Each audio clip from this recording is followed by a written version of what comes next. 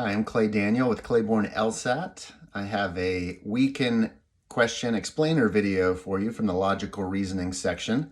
We're looking at test 73, which is available on your Law Hub account. So feel free to pause the video at this point to get to test 73, section 2, and number 9. Out of respect for LSAT's copyright, we're not going to read the question in its entirety, but let's talk through how to approach a weekend question and think about it as it applies to this particular question. As always, we want to identify the conclusion. We want to find that central claim and then kind of organize the premises around it. How does the evidence function in support of that conclusion? In doing so, on a weekend question, we'll want to keep in mind the most common kinds of flaws, logical flaws that we see on the LSAT, because this one is a whopper.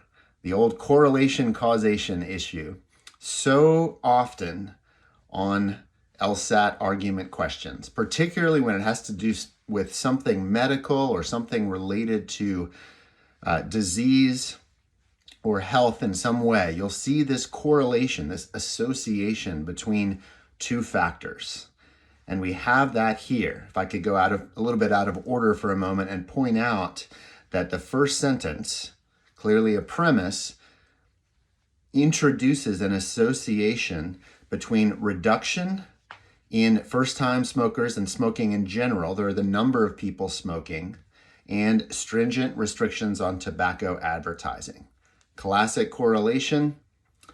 Those two factors tend to coincide. When the restrictions go up, the smoking goes down. And then, as you'll grow to expect with familiarity with these LSAT kinds of arguments, the claim of causation, it actually phrases it as kind of a double negative because it has the word disputing and then no. It's actually disagreeing with the claims of tobacco companies, but in process with that double negative saying, look, the restrictions on advertising clearly have had an effect.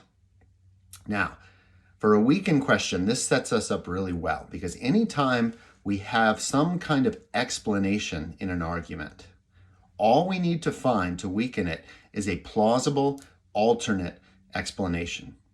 Something else that is consistent with the correlation that's happened. Correlation, fine, compatible with that, but shows that there's actually another reason why the specific result or phenomenon has taken place. Why has smoking, the incidences of smoking, gone down? And when we recognize the central flaw of correlation causation and are looking for that alternative, we can scan the answers pretty quickly and directly looking for that. We can look at the answers and say, give me one reason why smoking has gone down that has nothing to do with restrictions on tobacco advertising. When we look at the choices, choice C should jump out at us because it actually mentions the restrictions on tobacco advertising, making it consistent with the argument. We know where the restrictions happen. They happen in these particular countries, but in these countries, there is an increasing, widespread negative attitude towards smoking.